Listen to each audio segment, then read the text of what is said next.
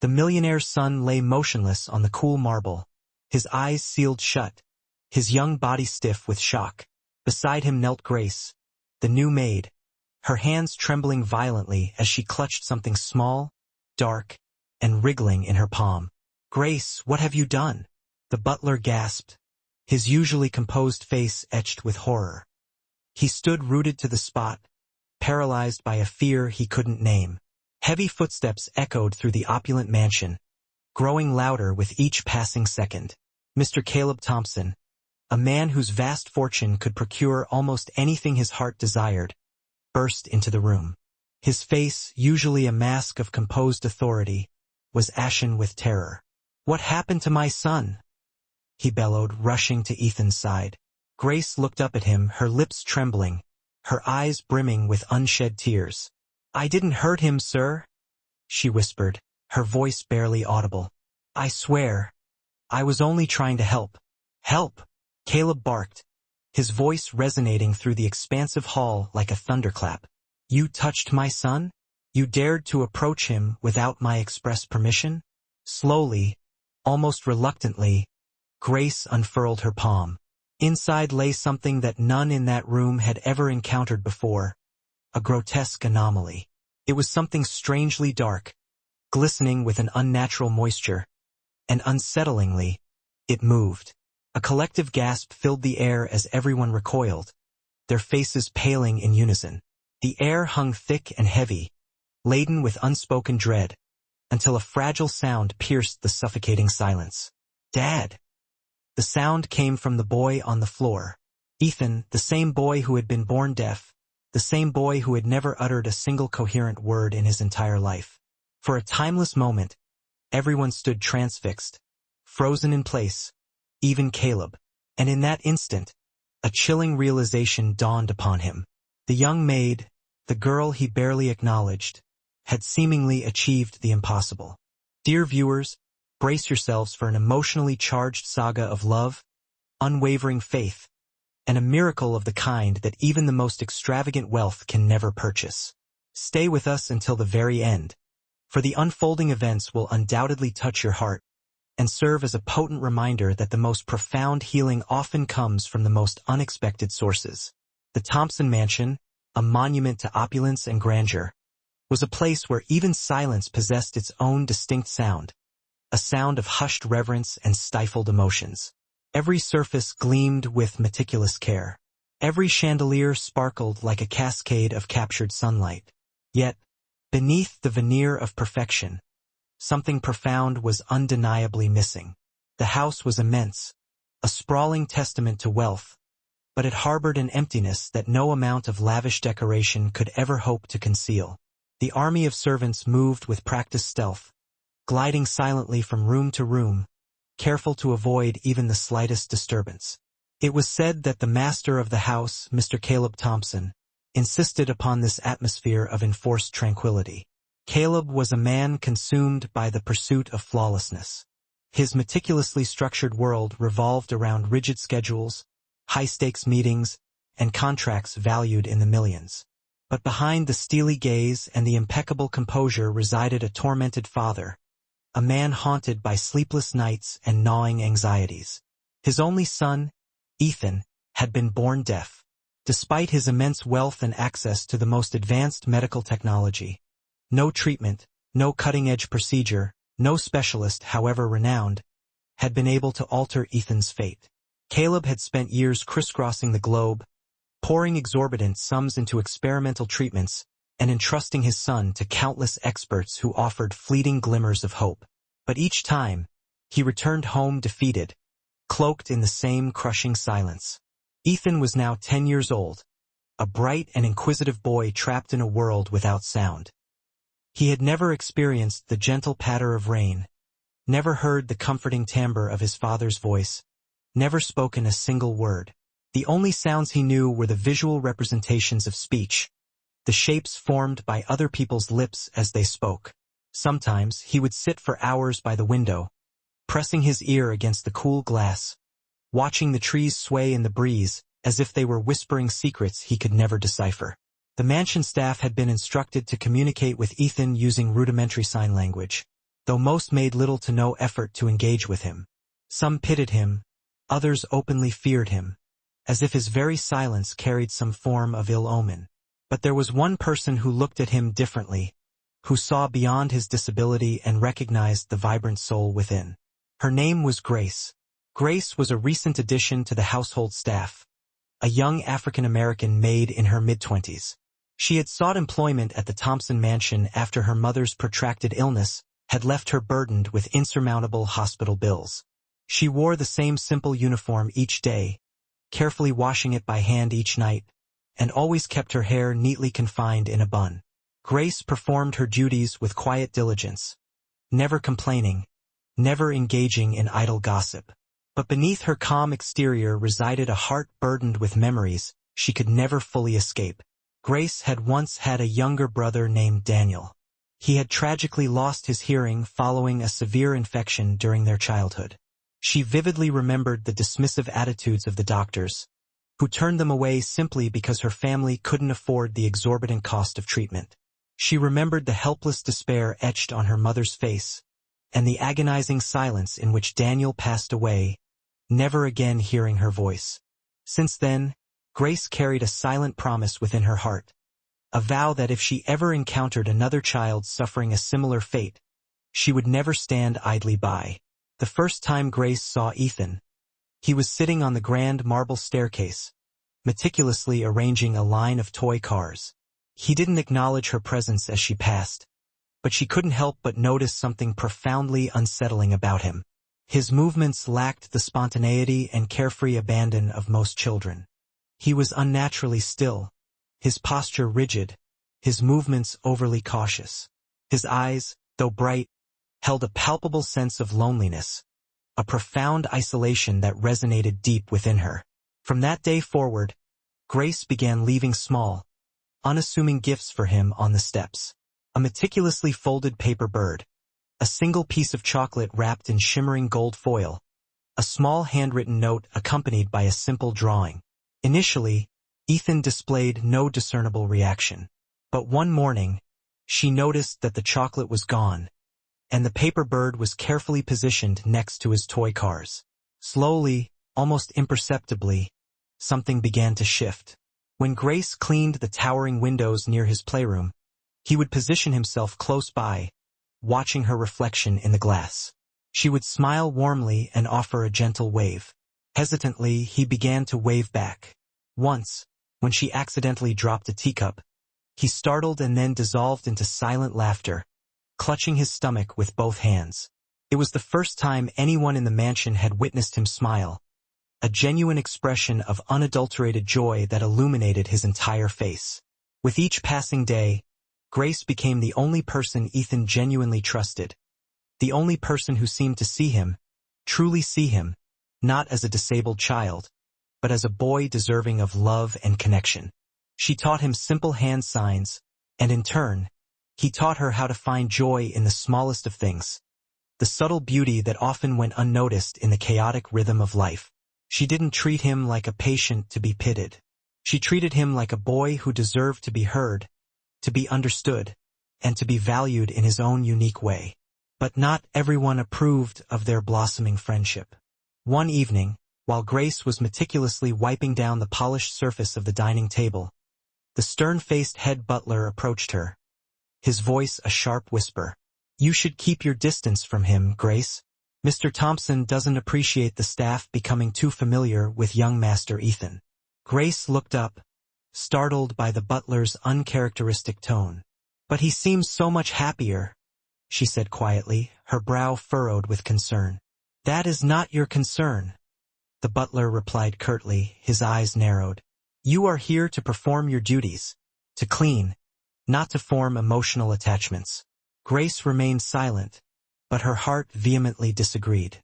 She knew the insidious face of loneliness, and she saw it reflected in Ethan's eyes every time she looked at him, a silent plea for connection that she couldn't ignore. That night, while the rest of the staff retired to their quarters, Grace sat by the kitchen window, her thoughts swirling in her mind like the steam rising from her lukewarm cup of tea. The rhythmic ticking of the grandfather clock in the hallway seemed to amplify her unease. She thought of Daniel, her beloved brother, and how no one had cared enough to truly notice his pain, how he had slipped away unnoticed in the sterile silence of the hospital. She couldn't allow that to happen again. She had made a promise, a solemn vow to herself, and she intended to keep it.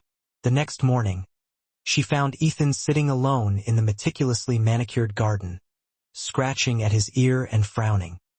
He seemed unusually uncomfortable, a subtle distress evident in his body language. Grace knelt beside him, her heart filled with concern, and gently signed, "Are you all right?" He shook his head, his expression troubled. She leaned closer, gently tilting his head to examine his ear. The bright sunlight illuminated the delicate folds of his ear, and for a fleeting moment, she saw something that made her breath catch in her throat. Deep inside his ear canal, something dark was glistening, reflecting the light in an unnatural way. Grace blinked, unsure of what she had just witnessed. It appeared to be a small, shadowy mass, shifting subtly, but she dismissed it as a trick of the light, a figment of her overactive imagination. She didn't touch him, not wanting to alarm him, just offered a reassuring smile and said softly, "Let's tell your father, okay?" Ethan shook his head vehemently, his small hands trembling as he signed rapidly. "No doctors," he signed, his eyes wide with a fear that went beyond simple apprehension. He signed again, his movements jerky and agitated. "They hurt me." Grace froze, her blood turning to ice in her veins. A flash of raw, unadulterated pain flickered in his eyes, revealing a depth of trauma that she hadn't fully comprehended before. And in that instant, she understood everything. He wasn't simply afraid of hospitals and medical procedures. He was terrified, scarred by past experiences, and deeply mistrustful of anyone in a position of authority. That night, sleep eluded her. The disturbing image of that dark, glistening object lodged deep within Ethan's ear haunted her waking thoughts. What if it was something serious, something sinister? What if it was the underlying cause of his deafness, the physical impediment that had stolen his ability to hear? She considered calling someone, but then she remembered the rigid hierarchy of the mansion, the unwavering adherence to protocol. Without Mr. Thompson's express approval, no one would listen, and Mr. Thompson barely acknowledged her existence. The next day, Ethan's unease intensified. He kept touching his ear, wincing with each touch, his small face contorted in discomfort. Grace followed him into the playroom, her heart pounding with a mixture of fear and determination. She didn't know what to do, but she couldn't stand by and watch him suffer any longer. She whispered a silent prayer, her voice barely audible. "Lord, guide me, please. Show me the right path."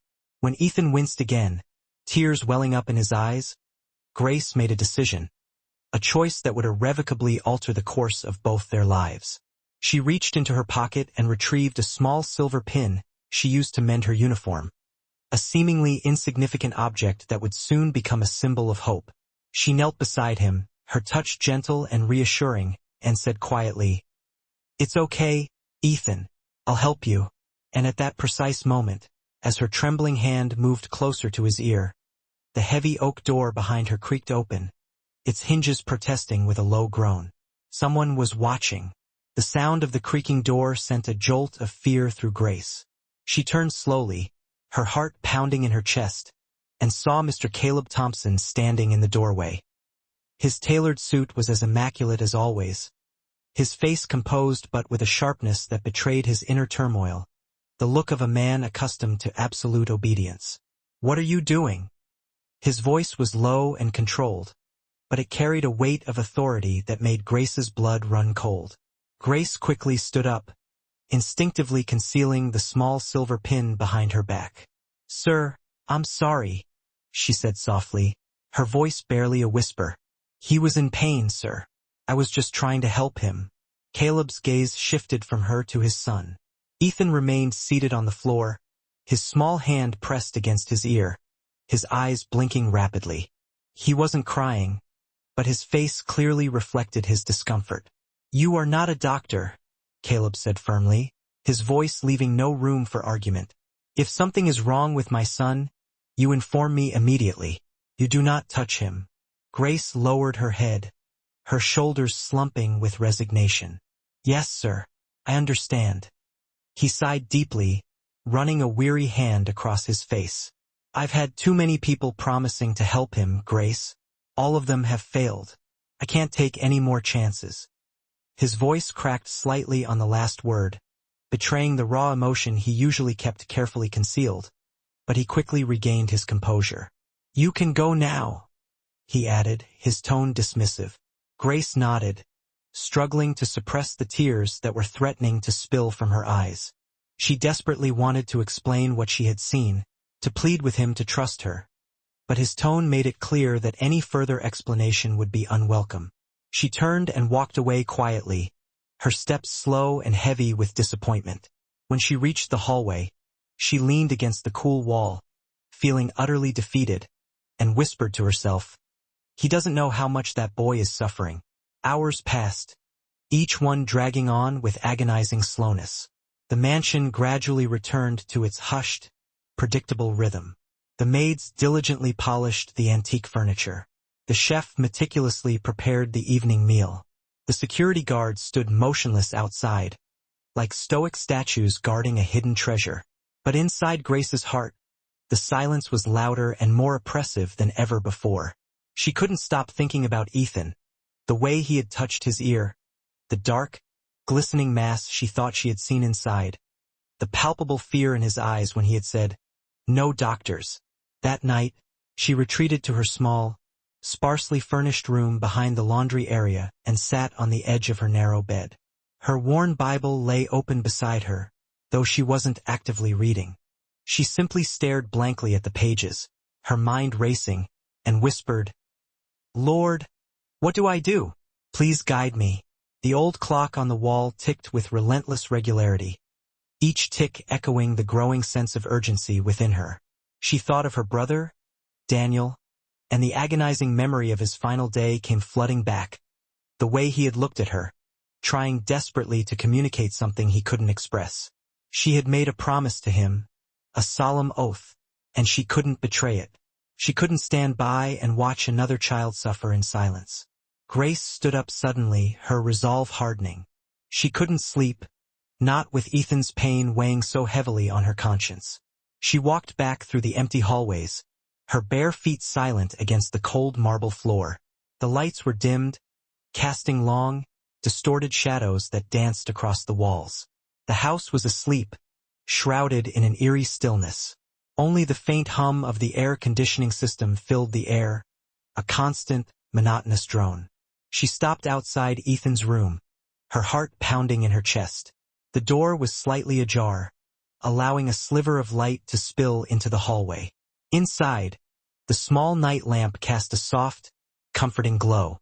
Ethan was awake, sitting up in his bed, his hands pressed against his ear again. Grace slowly pushed the door open and walked in, her movements hesitant. "It hurts again?" she signed gently, her voice barely audible. He nodded, his eyes glistening with unshed tears. Grace's heart ached with compassion. She knelt beside the bed, her face etched with concern, and looked closer. "Let me see," she whispered, her voice soothing.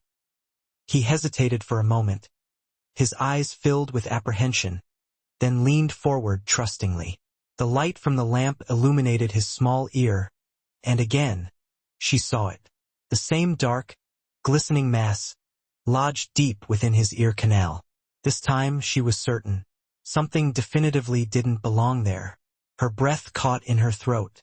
"It's okay," she whispered, trying to keep her voice calm and reassuring. "I'll be gentle, I promise." She reached into her pocket and pulled out the silver pin, her hand trembling uncontrollably. "Just hold still, all right?" Ethan looked frightened, but he nodded trustingly, his faith in her unwavering. She took a slow, deliberate breath, attempting to steady her shaking hand, and gently moved the pin closer. Her fingers trembled so violently that she could barely hold it steady. The small, dark shape seemed to retreat deeper into his ear canal, as if it were trying to hide from her. "Please, Lord," she whispered, her voice barely audible. "Guide me. Help me to help him." Then she felt it. The tip of the pin brushed against something soft and sticky, something distinctly out of place. Carefully, she hooked the pin around it and gently pulled. For a moment, nothing happened. Then, with a slight tug, something dislodged and slid out, small and wet, falling into her open palm. It was black, round, and disturbingly, slightly moving. Grace froze, her heart pounding in her chest, her breath held captive in her lungs. She didn't know what it was, but she knew instinctively that it shouldn't have been inside a child's ear. Ethan's eyes widened, reflecting a mixture of confusion and fear. He touched his ear gingerly, blinking rapidly. Then he gasped, his eyes widening further. Grace leaned forward, her heart pounding with a mixture of trepidation and hope. "Ethan, are you okay?" His hands moved to his throat, then to his mouth, which opened slightly. A small sound emerged, rough and broken, but undeniably real. Grace's whole body froze. Her lips parted in disbelief, her eyes flooding with tears. You spoke." The sound came again, slightly clearer this time, tentative but undeniable. "Grace." Her heart stopped. He had just said her name. She dropped the pin, her hands shaking uncontrollably. "Oh my God," she whispered, her voice trembling with emotion. "You can hear me?" Ethan covered his ears suddenly, flinching at the unexpected noise of the ticking clock on the wall. His eyes were filled with fear, but also with a nascent sense of wonder. Grace moved closer, tears streaming down her cheeks, her heart overflowing with joy. "It's okay," she said, her voice trembling with emotion. "It's okay, Ethan. You're hearing for the first time." Ethan looked around the room, his face a mask of confusion and shock. He pointed to the window, where the wind was rustling the curtains. "Sound?" he asked in a shaky voice, his eyes wide with wonder. Grace nodded, smiling through her tears. "Yes, that's a sound, Ethan." She didn't notice the door opening again, or the stunned expression on the butler's face. The butler stood there, his eyes wide with disbelief, his body frozen in place. "What on earth?" Grace turned around, startled by his sudden appearance. "Please, don't shout," she whispered quickly, her voice pleading. "He can hear now. I don't know how, but he can hear." But the butler didn't believe her, or perhaps he simply couldn't comprehend what he was witnessing. He took a step back and shouted, his voice filled with alarm. "Mr. Thompson, come quickly. Something is happening." Ethan jumped at the loud voice, covering his ears again, whimpering softly. Grace hugged him gently, her arms wrapped protectively around him. "It's okay, Ethan. It's okay. Don't be scared." Heavy footsteps echoed down the hall, growing louder with each passing second. Caleb appeared in the doorway, his face pale with alarm, his voice like a thunderclap. "What is going on here?" The butler pointed an accusing finger at Grace. "Sir." She was touching him again. "And look at the boy, he's talking." Caleb's gaze shifted from the butler to his son. Ethan was shaking, clinging to Grace, his lips moving as if he was trying to form words. Then, out of nowhere, a single word emerged, clear and distinct. "Dad." The room went completely still, as if time itself had ceased to exist. Caleb's breath caught in his throat. His body froze, his mind struggling to process the impossible. For years, he had dreamed of hearing that one word, longed for the moment when his son would finally speak to him. And now it had happened, seemingly against all odds. Grace looked at him, her face streaked with tears, her eyes filled with a mixture of joy and trepidation. "He can hear, sir," she whispered, her voice barely audible. "He really can." Caleb couldn't move, couldn't speak, couldn't even blink. The butler stood speechless, his mouth agape, his eyes wide with disbelief. Even the clock on the wall seemed to stop ticking, as if the entire universe was holding its breath. Then Ethan spoke again, his voice weak and shaky, but undeniably real. "Dad, don't be mad." Caleb's legs gave way slightly, his body trembling uncontrollably. His eyes glistened with unshed tears. He whispered to himself, his voice filled with awe, "That's my boy's voice." But the initial shock quickly morphed into a surge of anger, fueled by years of frustration and unanswered questions. His voice rose, laced with suspicion. "What did you do to him? What did you put in his ear?" Grace shook her head, terrified by his accusatory tone. "I didn't hurt him, sir. I only pulled out something that was inside." "Something?" Caleb shouted, his face contorted with rage. "You could have killed him." Before Grace could respond, the sound of running feet filled the hallway. Security guards rushed into the room, surrounding her, their faces grim. "Sir, please," Grace cried, her voice pleading. "Listen to me. He can hear now. That's all that matters." But Caleb's voice was cold, devoid of any compassion. "Take her away. She's a danger to my son." As the guards grabbed her arms, Ethan screamed, his voice filled with panic and desperation. "No! Don't hurt her!" It was the loudest and clearest word he had ever uttered, the culmination of a lifetime of silence. And the last thing Grace heard as she was dragged away was the boy crying her name, his voice filled with a raw, heartbreaking grief that would haunt her for years to come. Grace sat in the stark security room, her hands cuffed together, the remnants of her tears drying on her face. The guards stood impassively near the door, their faces expressionless, waiting for further orders. From the hallway, she could still faintly hear Ethan's cries, his voice filled with anguish. Every time he shouted her name, her heart broke a little more, each syllable a sharp, agonizing stab of guilt and despair.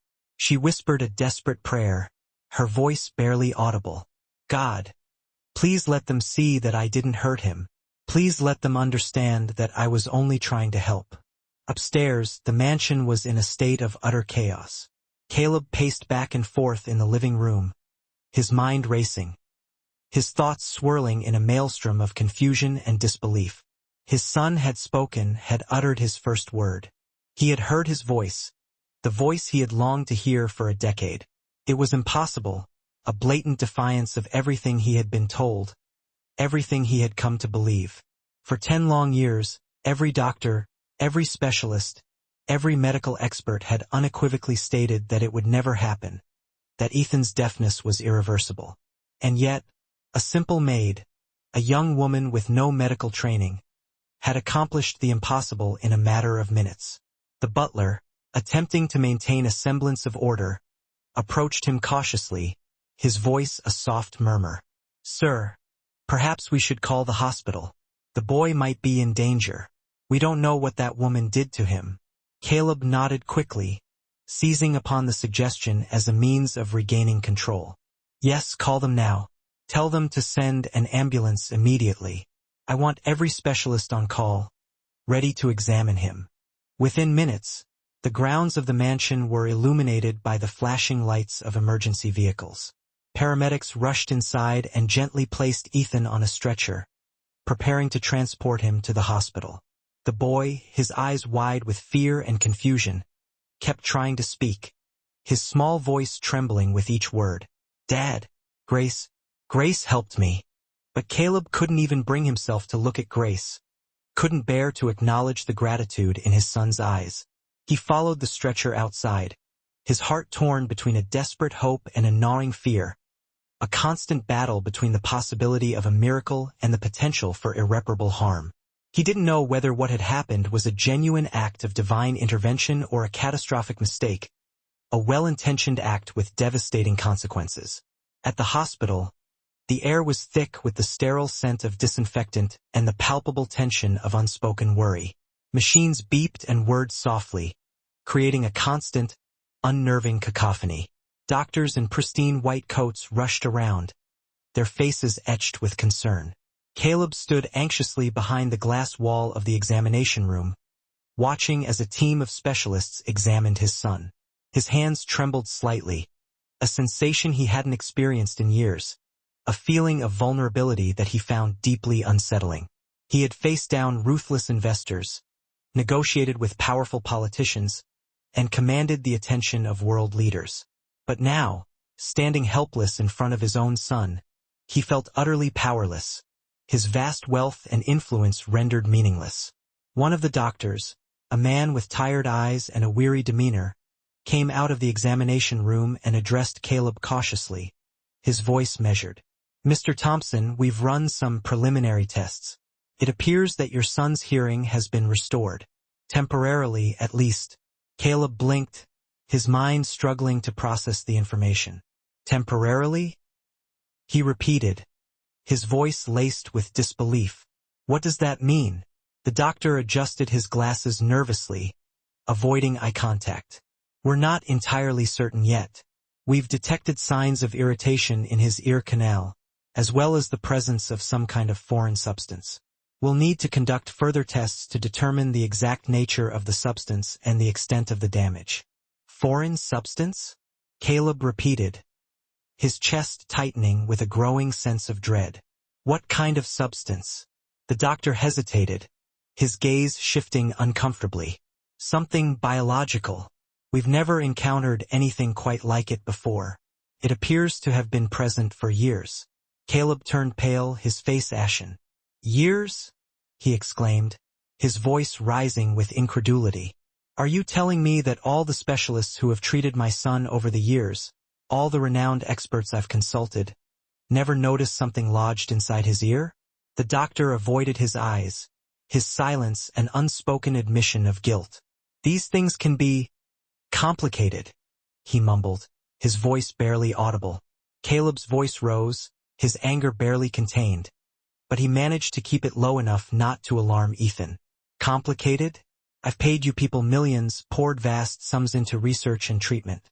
Every year, I've flown him across the globe, seeking out the best possible care.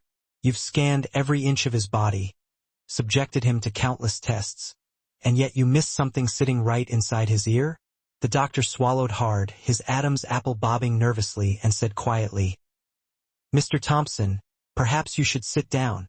There's something else we need to discuss."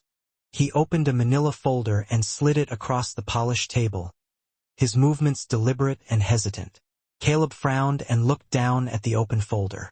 Inside were a series of medical reports, meticulously typed and signed, each one bearing official stamps and seals of approval. He began reading, his eyes scanning the pages with increasing speed, his brow furrowed with confusion and mounting suspicion. Then he stopped abruptly, his breath catching in his throat. At the bottom of one of the reports were a series of printed words that sent a cold wave of nausea washing over him, a chilling realization that made his stomach twist with a sickening dread. "Maintain diagnosis for continued funding approval. Thompson account remains active." Caleb's mouth went dry. He read the sentence again, just to be absolutely certain that he hadn't misread it, that his mind wasn't playing cruel tricks on him. But the words remained stark and undeniable, confirming his worst fears. They had been lying. All of them. His son had never been receiving genuine treatment. They had deliberately perpetuated the myth of his incurable deafness in order to ensure a continued stream of funding, to keep the money rolling in. He slammed the folder shut, the sound echoing through the sterile silence of the waiting room. His whole body was shaking, his hands trembling uncontrollably. You monsters," he whispered, his voice barely audible, laced with a mixture of rage and profound grief. "You sold my son's pain for profit. You turned his suffering into a commodity." The doctor looked down, his face flushed with shame, his voice a mere mumble. "Sir, I had no prior knowledge of that. The hospital board handles those accounts, I assure you." Caleb didn't even hear him anymore. He turned and walked straight out of the office, his head spinning, his mind reeling from the shocking revelation. Every step felt heavy, as if the weight of his guilt was pressing down on his shoulders, threatening to crush him. He had trusted them blindly and implicitly. He had believed every promise, every carefully crafted lie, because it was easier than facing the devastating truth, easier than acknowledging his own helplessness. At the end of the hallway, he saw Ethan sitting up in the hospital bed, his face pale but alert. The boy was smiling weakly, his eyes shining with an unfamiliar light, a bandage near his ear a stark reminder of the ordeal he had endured. He looked so small and fragile, yet so alive, so full of untapped potential. Caleb's chest tightened, his heart aching with a mixture of remorse and overwhelming love. For the first time, his son looked at him and actually heard him breathe, heard the unspoken emotions that he had always struggled to express. "Dad?" Ethan said quietly, his voice shaky but undeniably real. Caleb froze, unable to speak, unable to even respond to his son's voice. Tears welled up in his eyes, blurring his vision, threatening to spill down his cheeks. He couldn't remember the last time he had cried, the last time he had allowed himself to feel such raw, unadulterated emotion. He walked closer to the bed, his movements hesitant, and sat down gently beside his son. His hands trembled as he reached out and touched Ethan's face, stroking his cheek with a tenderness he hadn't displayed in years. "You can really hear me?" he whispered, his voice hoarse with emotion. Ethan nodded and smiled, his eyes shining with a newfound joy. "Yes, Dad, I can hear you." Then, his smile faded, replaced by a look of concern. "Where's Grace?" The question hit Caleb harder than any physical blow, cutting through his anger and confusion, forcing him to confront the reality of his actions. He looked away, unable to meet his son's innocent gaze. "She's not here, Ethan," he said, his voice barely audible. "Bring her here, Dad," Ethan said softly, his voice filled with a quiet but unwavering conviction. "She helped me. She's not bad. She's my friend." Caleb's throat tightened, his chest constricting with a fresh wave of guilt. For a long moment, he couldn't speak, couldn't find the words to explain his actions, couldn't justify the injustice he had inflicted upon Grace. Finally, he stood up, his movements deliberate and resolute, and turned to the nurse standing at the door. "Tell the guards to release the maid," he said, his voice clear and firm. "Bring her here to this room." Immediately, minutes later, the door opened again, and Grace walked in, her shoulders slumped with fatigue. Her uniform was wrinkled and disheveled, her face pale but remarkably calm, a mask of quiet dignity concealing the turmoil within. She looked like someone who had cried too many tears, someone who had been pushed to the very brink, but still managed to retain a glimmer of hope. Ethan's face lit up when he saw her, his eyes widening with relief and joy. "Grace!" he exclaimed, his voice weak but filled with genuine affection. Grace covered her mouth with her hand, gasping with disbelief. "You can still speak?" she whispered, her voice trembling with emotion. He nodded, laughing softly, the sound like music to her ears. "Yes, Grace, you helped me. You made me hear." Caleb stood silently, watching them, observing the genuine connection that existed between his son and this remarkable young woman. Something inside him cracked open, releasing a torrent of pent-up emotions that he had suppressed for years. All the pride, the anger, the disbelief, it all began to fade away, replaced by a profound sense of shame and overwhelming guilt. He looked at Grace, his gaze softening, and spoke quietly, his voice filled with remorse. "How did you know, Grace? How did you even think to look inside his ear? What made you believe that you could help him when so many others had failed?" Grace hesitated, her eyes downcast, her voice low and humble. "I noticed him touching it every day, sir. He was always in pain. I just thought that maybe there was something small stuck there, something that was causing him discomfort. I didn't want to hurt him, but I couldn't just stand by and watch him suffer anymore." Caleb's eyes softened, his gaze filled with gratitude. "And you pulled that thing out, whatever it was?" She nodded, her voice barely audible. "Yes, sir. I don't know what it was. It moved like it was alive. It looked like it had been there for a long time." Caleb turned towards the doctor again, his voice trembling with suppressed anger. "All these years, and not one of you bothered to check properly. Not one of you truly cared. Not once." The doctor looked utterly defeated, his shoulders slumped with resignation. "I'm deeply sorry, Mr. Thompson. This should never have happened." Caleb exhaled deeply, his eyes still wet with unshed tears. He looked back at Grace, standing there quietly, her presence a silent rebuke to his own failings. "You saw what none of them did," he said softly, his voice filled with a newfound respect. Because you actually looked. Because you actually cared. Grace didn't answer, simply lowered her head. Her humility a stark contrast to the arrogance of the medical professionals who had betrayed his trust. I didn't do it for thanks, sir, she said quietly. I did it because I couldn't let him suffer. Because I believe that every child deserves to be heard, to be loved, and to have a chance at a better life. Caleb swallowed hard, his throat constricting with emotion. His voice cracked as he said, I thought money could fix everything. I thought I could buy my son's happiness, his health, his future. I was wrong. Terribly, tragically wrong.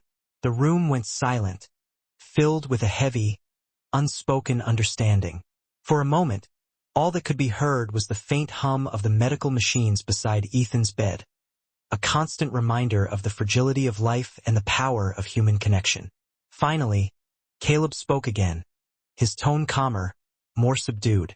Grace, I owe you an apology. Profound and heartfelt apology. I should have listened to you. I should have trusted my instincts.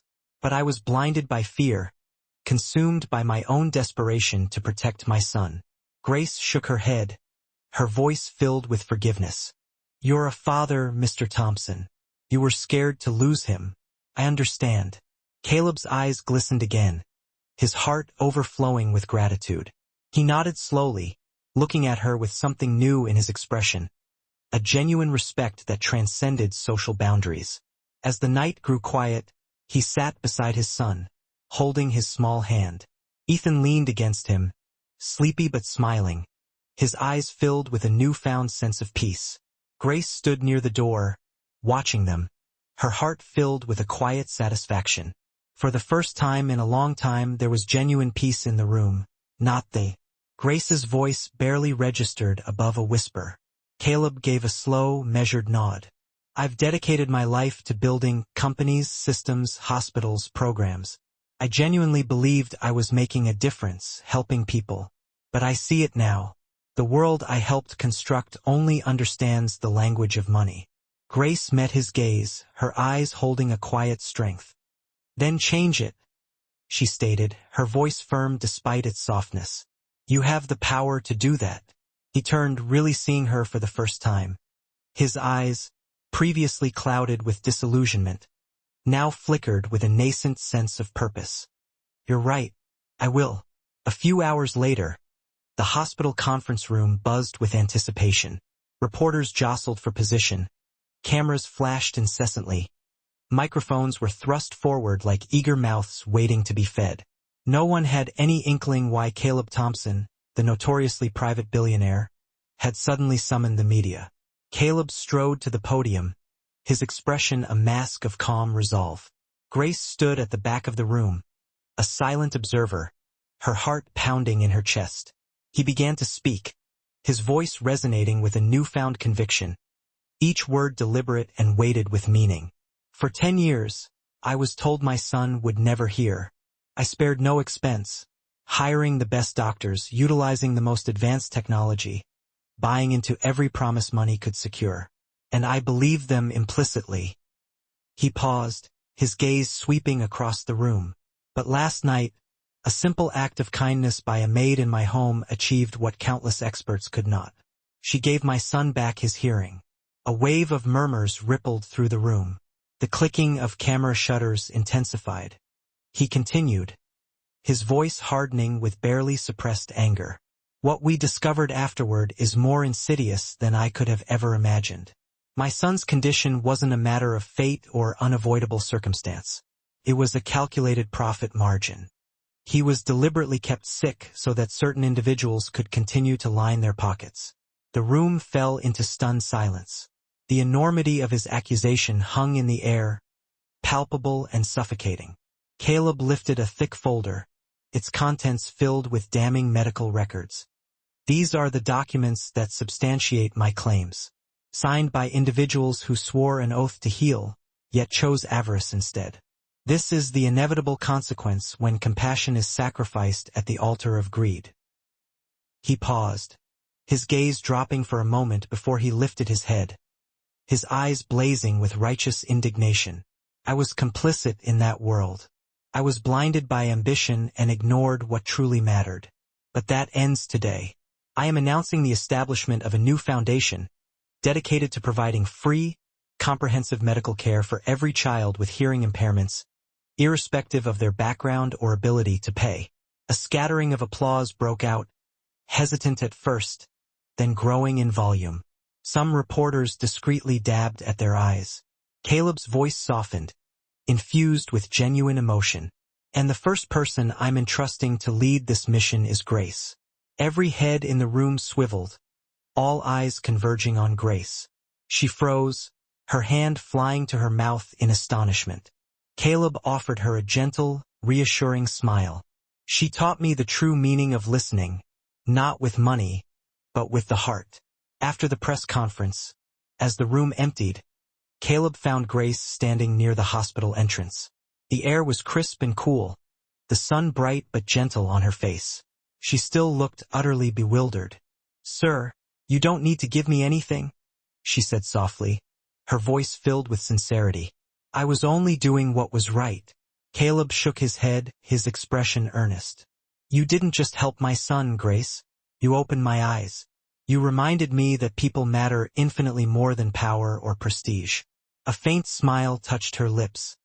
"I'm just glad Ethan is okay. That's all I ever wanted." Caleb's expression softened even further. "He keeps asking for you, you know. He won't stop saying your name." Her smile deepened, tears welling in her eyes. "He's a brave boy." When they returned to Ethan's room, he was sitting up in bed, engrossed in playing with a small toy car. He looked up as they entered and his face lit up with a wide grin. "Grace," he called out, his voice still a little hesitant but full of joy. Grace's heart melted.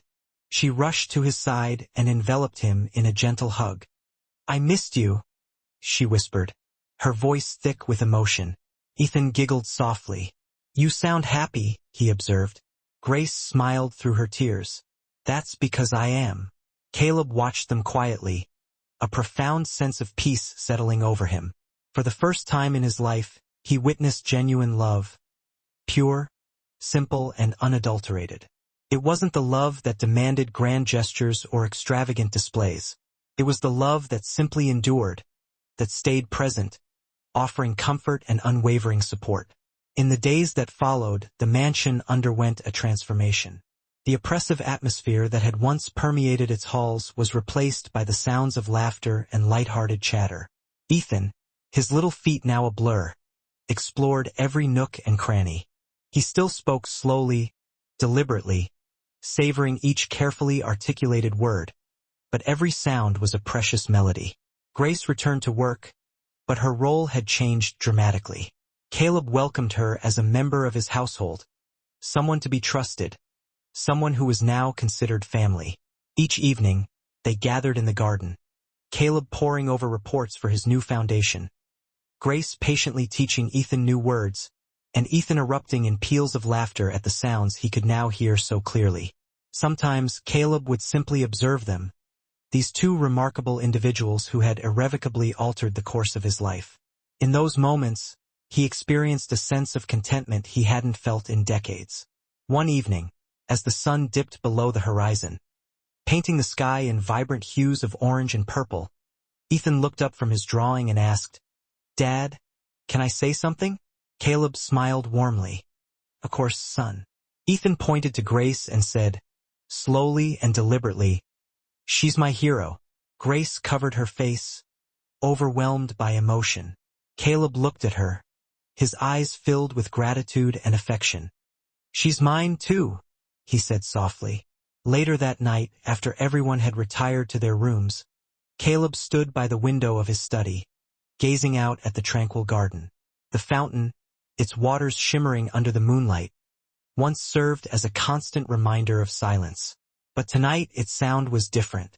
He could hear the gentle rush of water, a steady and vibrant melody, a constant reminder that his world was no longer defined by silence. Grace quietly appeared in the doorway. "Still awake?" she inquired. Caleb nodded, a gentle smile gracing his lips. "Just thinking about how sometimes the smallest voice can change everything." Grace returned his smile. That's true. They stood there in companionable silence for a moment. The kind of silence that needed no words. A silence filled with understanding and shared gratitude. When Caleb finally turned to her, his eyes were soft with sincerity. Thank you, Grace. You didn't just give my son his hearing back. You gave me mine. She lowered her gaze humbly. Sometimes we all just need someone to listen. Caleb nodded, his voice thick with emotion. And this time I will. Outside, the fountain continued to flow, its gentle sounds a testament to life and hope. Inside, laughter echoed faintly from Ethan's room, a sound that would never again be taken for granted. For the first time, the Thompson mansion wasn't just a house. It was a home, filled with the comforting and life-affirming sound of love. Dear viewers, sometimes in life, silence doesn't originate from our ears, comes from our hearts. We become so preoccupied with chasing success, pursuing comfort, that we cease to hear the voices of those who truly need us. Mr. Thompson possessed all the wealth in the world. Yet, it took a maid, armed with nothing but kindness and compassion, to open his ears and touch his soul. She didn't heal his son with sophisticated science or miraculous magic. She did it with love, with unwavering attention, with a heart that refused to ignore pain. Grace didn't just restore a boy's hearing. She taught a father how to truly listen. And that, my friends, is the greatest miracle of all. If you've ever felt unseen, unheard, or forgotten, remember this story. Because somewhere, someone like Grace still exists. Someone who listens when the rest of the world remains silent. And sometimes, that's all it takes to restore hope, to reignite life, and to remind us what it truly means to love. If this story has touched your heart, please don't forget to like this video, subscribe to the channel, and turn on notifications so you never miss another story like this. Tell us in the comments where you're watching from, and what lesson you learned from Grace's story today. Your comment might inspire someone else to listen with their heart, too.